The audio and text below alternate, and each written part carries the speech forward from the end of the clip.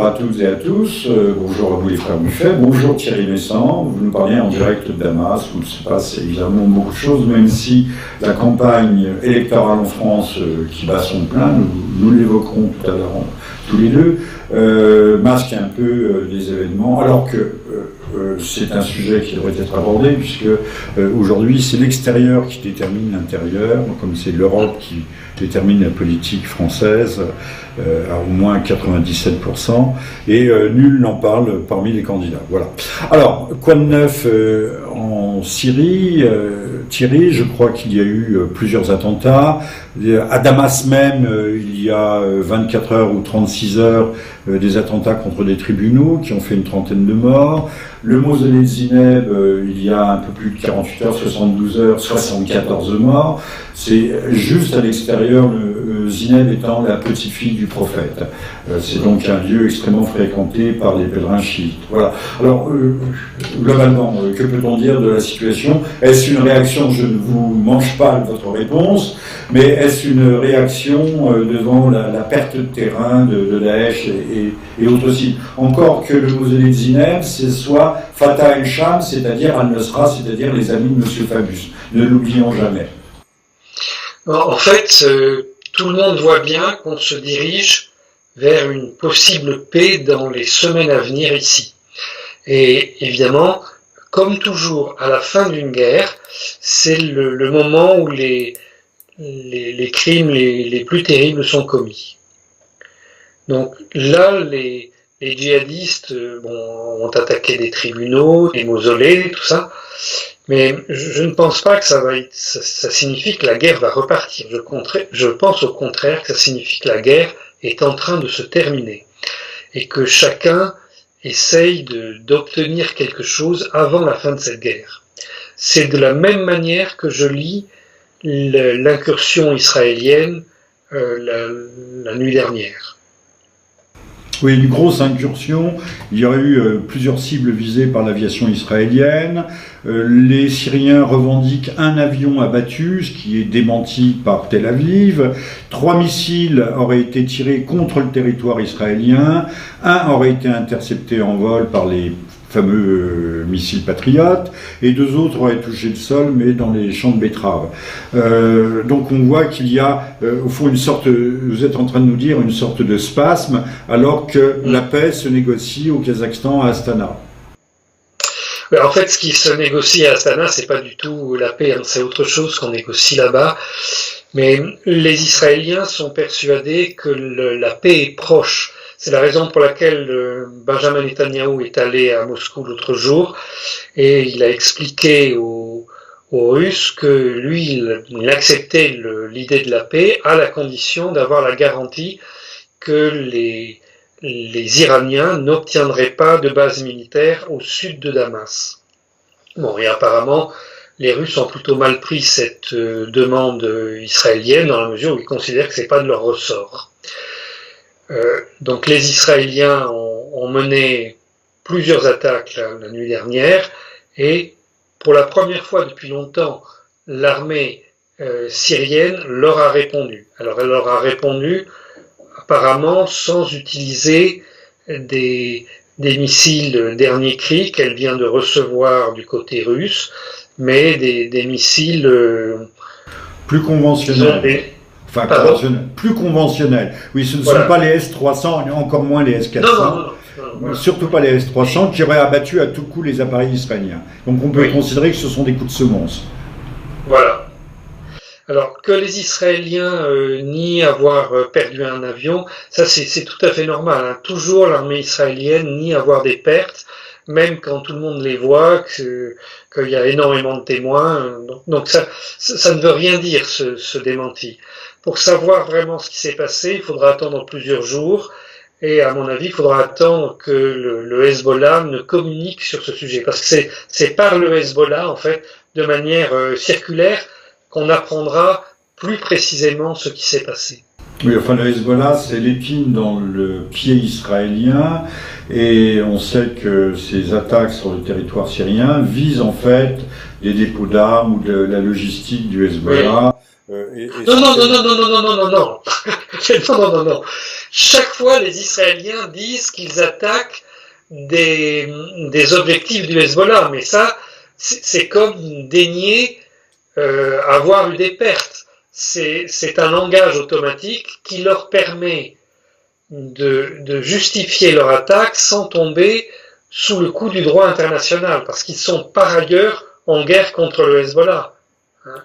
Donc, quand ils attaquent une caserne syrienne, ils disent qu'ils attaquent le Hezbollah, mais c'est uniquement une rhétorique pour se défendre au plan juridique. Alors, je retiens que de cette flambée de violence, que ce soit l'attaque israélienne de la nuit passée, que ce soit ces attentats avec de véritables tueries, avec des morts multiples, ne sont pas un signe négatif en soi et que l'on s'achemine vers une évolution. Alors, cette évolution est-elle liée aussi à la prise de Mossoul en Irak, alors que l'on a l'impression que l'avancée des troupes coalisées, notamment il y a plus de 5000 Américains qui combattent, il faut le savoir, à Mossoul, qu'il y a des forces de l'OTAN, il y a des Français, toutes sortes, des Hollandais, toutes sortes de gens.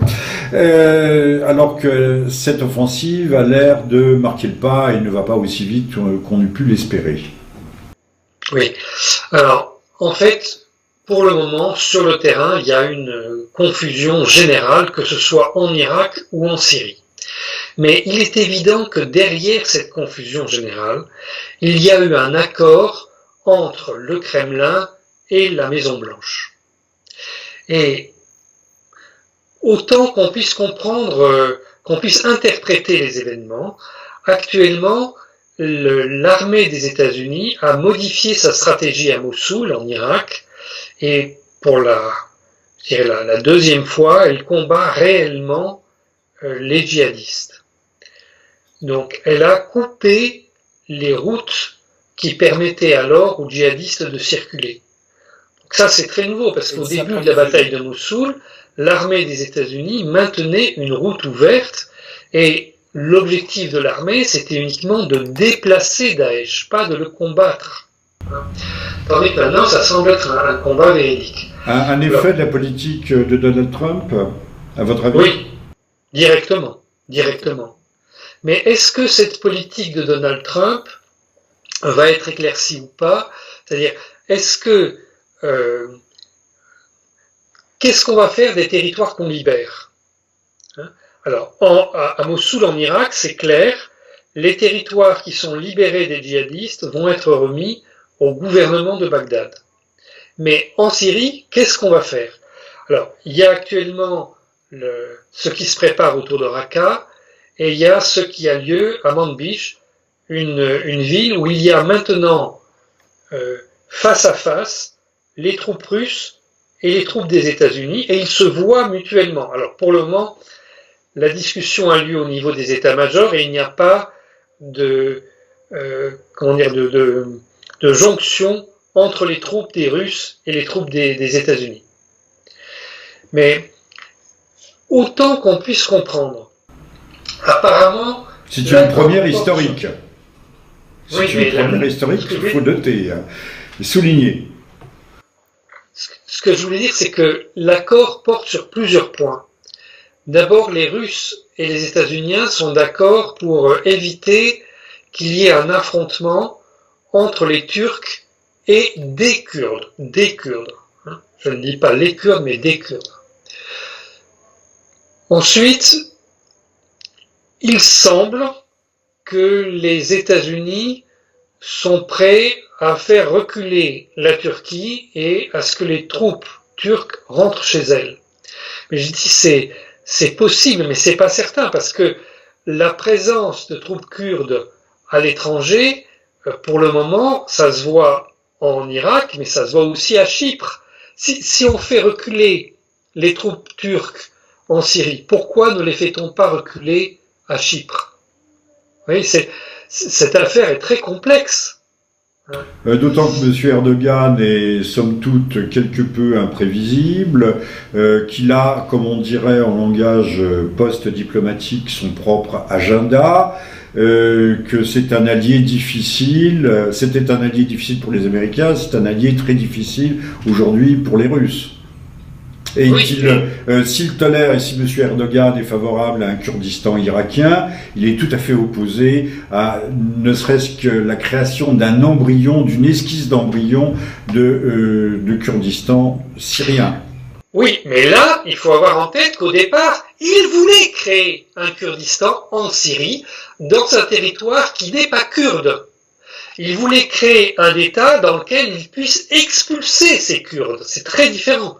Et maintenant, il n'en veut plus parce que il apparaît que si cet État était formé, eh bien, en fait, il serait gouverné par les Kurdes de Turquie. S'il voulait un Kurdistan, mais qui soit gouverné par ses fantoches à lui.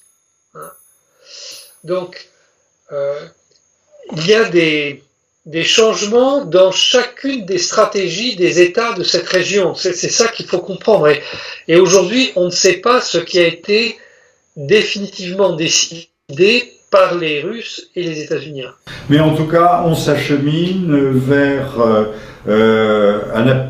on va pas dire un apaisement, mais un retour progressif à l'équilibre. Dites-moi... Je n'en suis pas sûr. Je n'en suis pas sûr. Disons que ce que l'on voit, c'est qu'il y a eu cet accord entre Moscou et Washington. Mais nous ne connaissons pas la teneur de cet accord.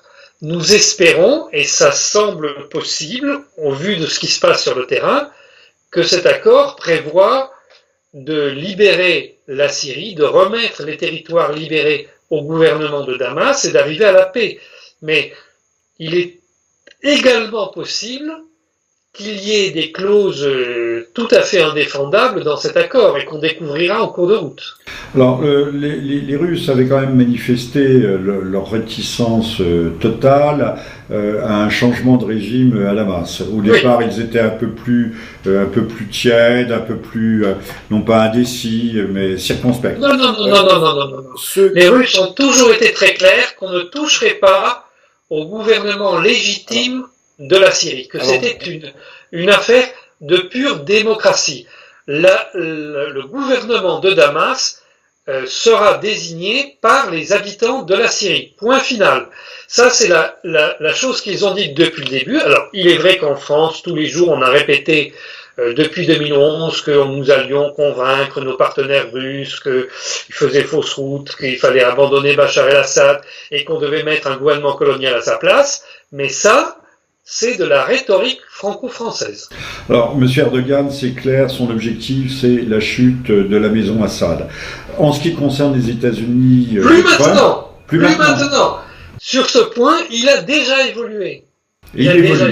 Et la diplomatie américaine, qui d'ailleurs va voir réduite ses budgets, ses moyens, le soft power ne sera plus ce qu'il était sous Mme Clinton ou sous M. Obama, et au contraire, les crédits, les fonds se dirigeront vers le Pentagone. Alors, est-ce que M.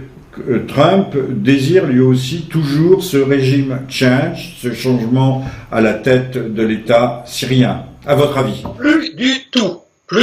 Il l'a dit et il l'a répété, les États-Unis ne sont pas favorables à des changements de régime par la force. Bon. Cher Thierry, si vous avez un mot, mais on clôt le chapitre syrien, que se passe-t-il? Palmyre a été reprise, oui. Bien que démolie. L'armée gouvernementale, l'armée arabe syrienne, donc l'armée gouvernementale, a-t-elle repris pied à Palmyre? Oui, c'est-à-dire que reprendre pied à Palmyre et en même temps gagner du terrain à Mossoul, c'est rouvrir la route de la soie qui relie la Méditerranée à Damas, à Palmyre, à Bagdad et à Téhéran. Il faut savoir que Palmyre est très excentré, est à la frontière irakienne, et vraiment à la frontière irakienne, et c'est d'une route qui conduit à Bagdad. Il faut le savoir, c'est une route stratégique. Mais ça, on nous dit pas. Et à Téhéran, mais à Bagdad et partant de là. C'est un désert, on croit qu'on peut passer n'importe où dans le désert, c'est absolument faux. Il n'y a qu'une seule route à travers le désert. Et c'est celle-là. Alors, que dire d'autre? Si, un mot malgré tout sur les suites de la libération, il faut bien dire la libération d'Alep. On avait parlé alors les gens avaient dit une centaine, on avait 14 noms d'officiers de l'OTAN qui avaient été trouvés dans un bunker dans la nasse d'Alep. C'est pas exactement ça, non. Et ça a été évoqué au Conseil de sécurité. Donc ce n'est pas un crack. Ce n'est pas une craque. Pardon. Il y avait un état-major saoudien avec des officiers de liaison de plusieurs États et des officiers de liaison de l'OTAN. Alors, un Jordanien, un Israélien, un Turc, un Américain, 6 Séoudiens. Y avait-il un Français dans le lot? Officiellement, non. Non. Mais officiellement... Non. Officiellement, non. Mais comme on n'avait pas tous les noms, puisque seuls ceux qui avaient livré leur identité, donc j'imagine les officiers de plus haut rang, immédiatement négociables, à coût de millions. Mais en tout cas, ça a été évoqué... non, ça ne marche pas comme ça ici. Ça a été évoqué au Conseil de sécurité, donc on peut penser que l'information n'était pas vraiment bidon. Mais ça ne marche pas comme ça ici. On ne vend pas les prisonniers. Ah bon? Ce n'est pas comme la France qui avait racheté, je crois que c'était en 1996, qui avait racheté Carlos au gouvernement, pourtant c'était des talibans noirs déjà à l'époque, au gouvernement de Khartoum, au gouvernement soudanais. Oui. Avec des fonds, on avait dit c'est un véritable État. Et donc quand il y a des prisonniers, ils peuvent être échangés contre d'autres prisonniers, ou ils peuvent être restitués à l'occasion d'un accord sur des points particuliers. Mais ça ne se vend pas ici, les gens. Voilà. J'ai évoqué le nom de Carlos parce que son procès se déroule actuellement à propos de l'affaire du fameux drugstore et pour 3 semaines. La presse en a un petit peu évoqué le cas. Donc, bien que les jeunes générations ne soient plus du tout au courant de ce qui s'est passé il y a plus de 40 ans, on reste... il ne faut pas oublier que nous avions publié un livre qui s'appelait l'Islam révolutionnaire, dans lequel Carlos développait assez longuement, c'était en 2003 au moment du conflit irakien, développait assez longuement le passage de la guérilla proprement révolutionnaire, de libération post-coloniale vers une révolution islamiste. Donc le passage était déjà marqué et aujourd'hui nos grands experts semblent le découvrir. Alors Thierry, un mot, nous aimerions ou nous apprécierions que vous nous donniez un peu votre point de vue de Damas et vue du Levant, du cloaque de la campagne électorale. On peut parler de cloaque puisque tous les partis sont en état d'implosion, empêtrés dans des affaires et que l'on se tire dessus d'une tranchée à l'autre. Oui, alors, bon, d'abord, ce qui me frappe, c'est que dans la campagne électorale française, on parle de tout sauf de la fonction présidentielle. La fonction présidentielle, elle consiste à déterminer la politique étrangère et de défense et à assurer la sécurité de la patrie. Or, on parle de tout, spécialement du travail que devra faire le Premier ministre, dont personne ne sait qui il sera. Alors on dit que le Premier ministre devrait faire telle chose en matière économique, devrait faire telle chose pour les retraites, telle chose pour la sécurité sociale et tout, mais pas un mot sur la fonction présidentielle. La deuxième chose, c'est, oui, il y a beaucoup d'histoires sur des affaires concernant un tel ou un tel. Moi, ce qui me frappe, c'est que nous voyons la justice essayer d'empiéter sur le pouvoir politique. Hein. C'est une vieille histoire en France, puisque sous Louis XIII, Louis XIV, Louis XV, Louis XVI, il y a eu l'affrontement entre ce qu'on appelait le greffe et la couronne. Donc voilà, c'est reparti. À nouveau, des magistrats veulent influer sur l'avenir politique du pays. Je dis ça parce que il y a un candidat qui est poursuivi pour des délits qui n'existent pas en droit français. Ils n'ont jamais été reconnus par aucun tribunal français. Bon. Mais le parquet... Les détournements de fonds publics alors que ce n'étaient pas des fonds publics, par exemple. Ah oui, c'est pas des fonds publics. Ce ne sont pas des fonds publics, donc on ne peut pas les détourner. Mais l'inculpation porte sur ce point précis. Ouais. Alors, que les candidats qui sont poursuivis et commis des délits, c'est tout à fait possible, je n'en sais rien. Mais ce qui me frappe, c'est que les poursuites judiciaires, celles qui sont sérieuses, celles dont on parle, parce qu'il y en a d'autres dont on ne parle pas, mais celles dont on parle dans la presse, ces poursuites judiciaires n'atteignent que les candidats qui sont connus comme ayant pris des positions contre la guerre vis-à-vis de la Russie et contre le soutien aux djihadistes. Voilà. Donc, on peut me raconter ce qu'on veut sur le fait que ce soit ces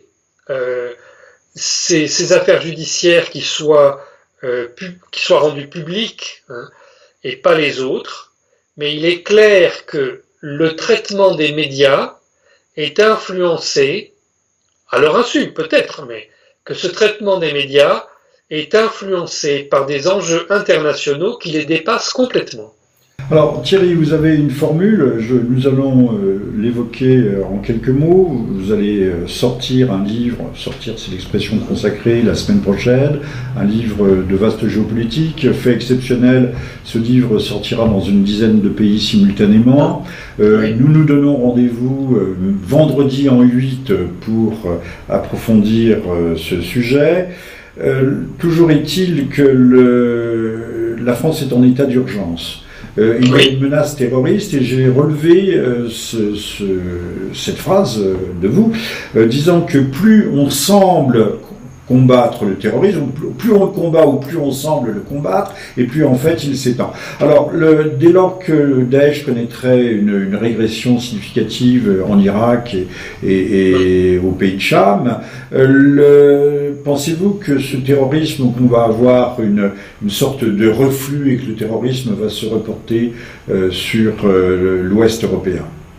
Non, pas du tout. Soit on décide de continuer à utiliser l'arme du terrorisme, parce que c'est une arme, soit on décide d'arrêter avec ça. Mais il n'y aura pas un déplacement du terrorisme d'une région vers une autre.